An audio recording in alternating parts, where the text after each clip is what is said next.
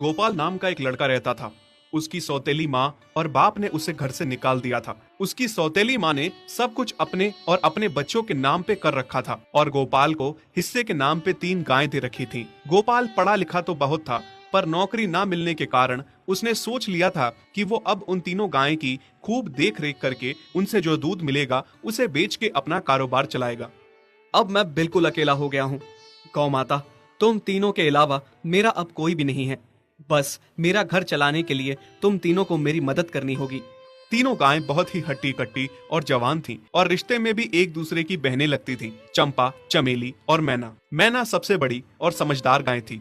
चंपा गर्भवती थी और चमेली को अभी अभी बच्चा हुआ था। वो दूध दे रही थी, जिसके दूध को बेच के गोपाल का थोड़ा बहुत घर चल रहा था। पर गोपाल को अब चंपा और मैना पे पूरा भरोसा था कि जब उनका बच्चा हो जाएगा तो वो खूब दूध देने लगेंगी और जिससे उसका कारोबार अच्छे से सेट हो जाएगा।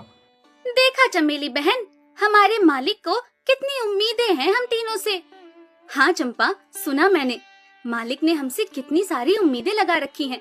और उम्मीद रखे भी क्यों ना, कितना समय खर्च करते हैं मालिक हम पे और कितनी सेवा करते हैं हमारी, कितना खिलाते पिलाते हैं हमें। और फिर हम मालिक की उम्मीदों पे खरा ना उतरेंगी तो धिक्कार है हमारी जिंदगी पर। सही कह रही हो बहन तुम। चलो हम तो मालिक के लिए कुछ ना कुछ कर ही लेंगे।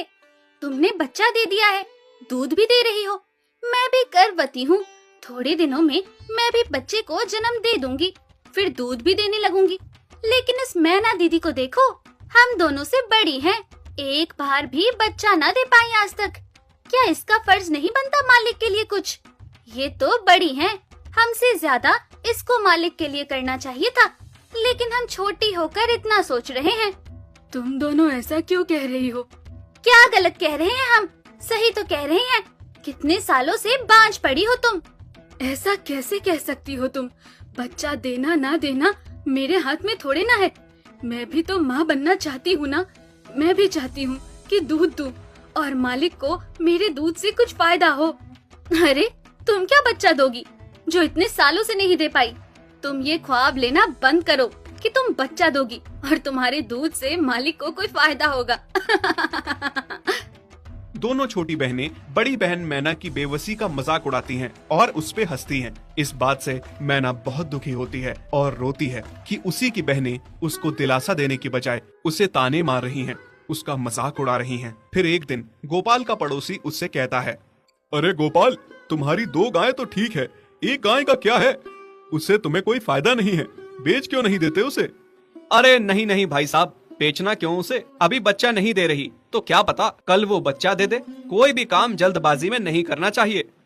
अरे नहीं गोपाल, मेरे कहने का ये मतलब था कि तुम्हें अपना कारोबार जल्द खड़ा करने की जरूरत है, क्योंकि तुम्हारे घर वालों ने तुम्हारे साथ जो कुछ भी किया वो बहुत गलत था।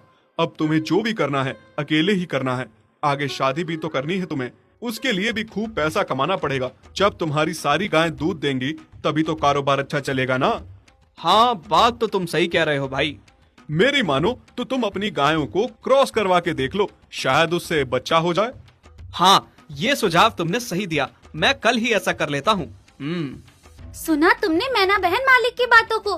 कितना परेशान है मालिक तुम्हारी वजह से, पर तुम्हें तो कोई बात कह ही नहीं सकते। झट से बुरा जो मान जाती हो तुम। मैना ये सब सुन के बहुत दुखी होती है, पर करती भी क्या, उसके हाथ में कुछ नहीं था। गोपाल ने मैना को क्रॉस करवा के भी देखा, पर उसका भी कोई फायदा नहीं हुआ। गोपाल, जो सुझाव मैंने तुम्हें दिया था, क्या वो तुमने आजमाया? हाँ भाई, वो भी करके देख लिया, पर उसका भी कोई असर ना हुआ। ये गाय किसी काम की नहीं है गोपाल, मेरी माना तो इसे बेच दो। मैं सोच रहा हूँ एक बार फिर से क्रॉस करवा के देखता हूँ, शायद कोई बात बन जाए। देख लो, पर मुझे नहीं लगता। देखा, इन लोगों को भी पता चल गया, तुम बच्चा नहीं दे सकती, तुम बांझ ही रहोगी। सही कह रही हो तुम दीदी, इतने जतन करने के बाद भी बच्चा नहीं हो रहा तो अब क्या होगा? गोपाल मैना को एक बार फिर से क्रॉस करवा लेता है। दोनों बहनें चंपा और